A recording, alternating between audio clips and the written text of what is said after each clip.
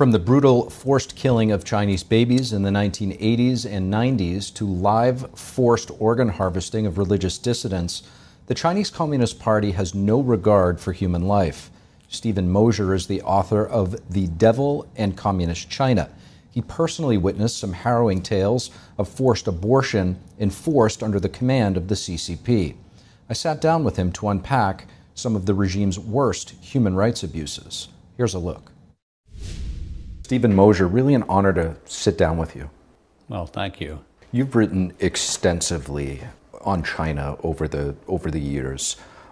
You were also one of the first American scholars granted access to do any type of in-depth research inside of China. Talk to us about what that experience was like and what you came to understand with your own eyes inside of communist China in the 70s. Well, I arrived in China in March of 1979.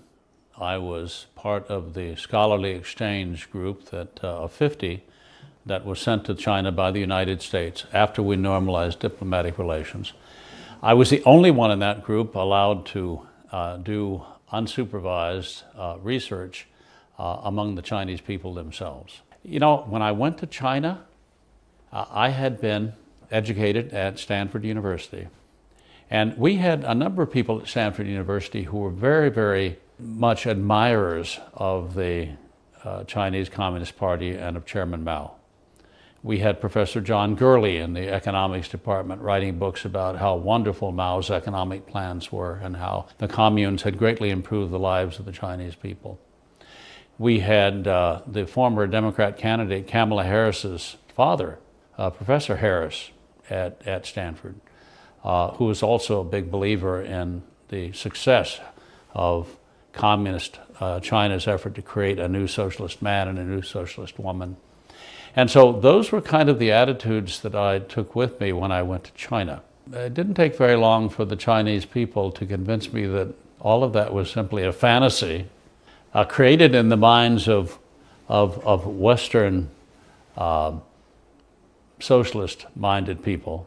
Really, the reality on the ground was a brutal reminder of what communism is like in action. Because one of the things that happened after I arrived in China was, first of all, I was taken out by a new friend of mine to a little hill outside the village. And he said this was the hill where, when the Red Army came into the village, they executed all of the former clan elders and the former members of the local militia. Now, every village had a militia because that was the local police force to protect them from robbers and bandits. They were all executed. All the guns were confiscated, and the leaders of the village were executed, and new leaders were appointed by the Chinese Communist Party. That was kind of a wake-up call. On top of all this, and we're talking about human rights violation after human rights violation, tyranny after tyranny, brutality after brutality, the one-child policy began when I was in the village. The new policy was that the population of Guangdong province could not be allowed to increase more than 1% in the year 1980. And so I said, well, what are you going to do? And the secretary of the Communist Party committee said, it's very simple. We'll do a house-to-house search of the village. We'll identify all of the women who are pregnant with illegal second and third and fourth children.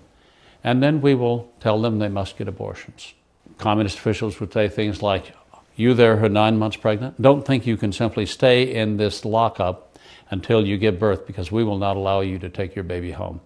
Should you go into labor before you give us permission to do an abortion, we will simply kill your baby at birth.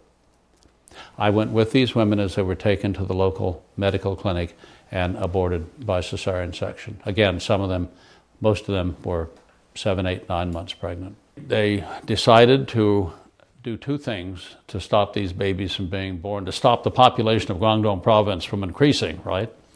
First, they gave a lethal injection into the womb to kill the unborn child.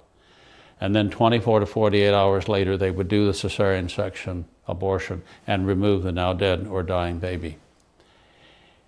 But there were women who were brought in at the last minute in labor, too late to give the poison shot into the womb. So what would they do with those? They would take a hypodermic needle, fill the syringe with alcohol or formaldehyde, and wait until the baby's head was crowning. Babies are mostly born head first. And they would inject the alcohol or formaldehyde into the fontanelle, the soft spot in the child's head, and the child would die in convulsions seconds, minutes later. And after they were forcibly aborted, they then would sterilize them. They would do a tubal ligation to make sure these violators would never come back in following years pregnant with another illegal child. So they took away the prospect of any future babies being born. And there was, in the 80s and 90s, and until the one-child policy ended, there was an epidemic of suicide in China, which, when in most countries, most suicides are men, elderly men. In China, the suicides were mostly young women. Why were they committing suicide? They were committing suicide because the Communist Party had forcibly aborted a baby they had conceived in love, and they couldn't get over the loss, and so they ended their lives in consequence. And I decided I would do what I could to let America and the world know what was really happening in China. This didn't come without a cost, of course, and the cost was that Stanford was forced by the Chinese Communist Party to choose between me and continuing ties with China.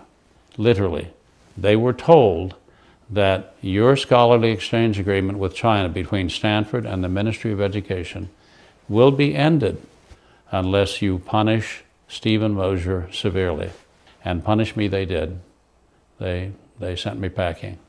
There's been horrific revelations over the past decade in the 2000s of the allegations of forced live organ harvesting inside of China of prisoners, religious prisoners of conscience, whether they be Falun Gong or now the Uyghurs and others.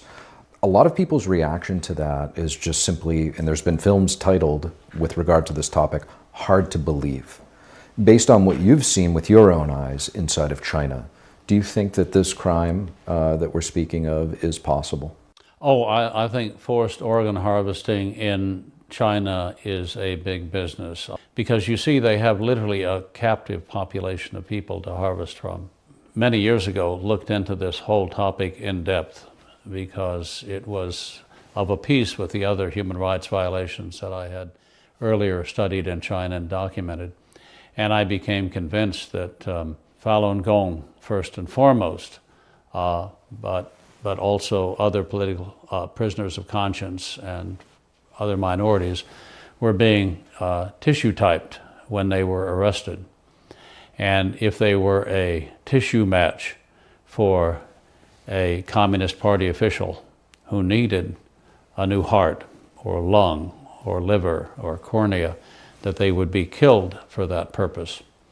I also did research and because into a procedure called ECMO, which is extracorporeal membranous oxygenation.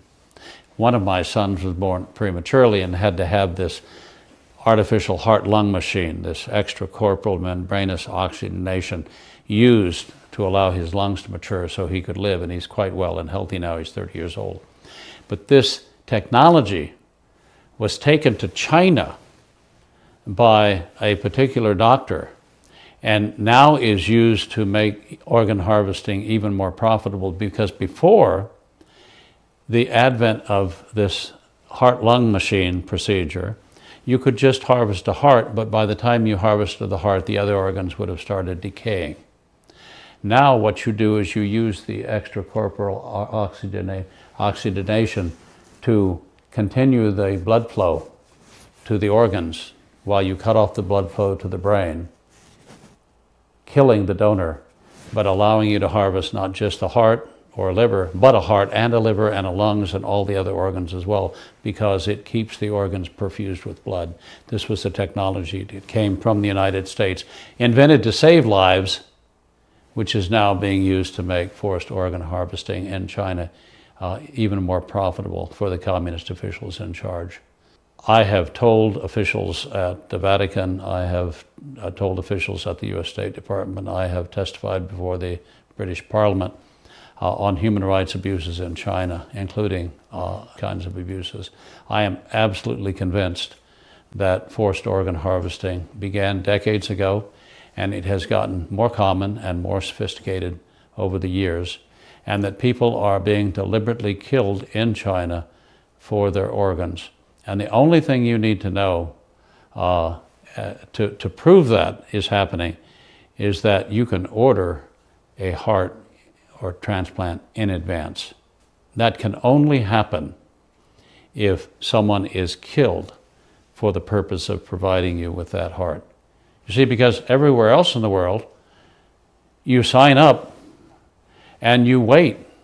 Months, if not years. Months, if not years, for a transplant. In China, you sign up and they say, come on October 16th, and we will have your new heart ready and waiting for you. The only way that can happen is if they're killing someone in order to provide that heart for you. So we need to ban people from going to China for organ transplants, because everyone who goes to China for an organ transplant is complicit in the death of an innocent in China.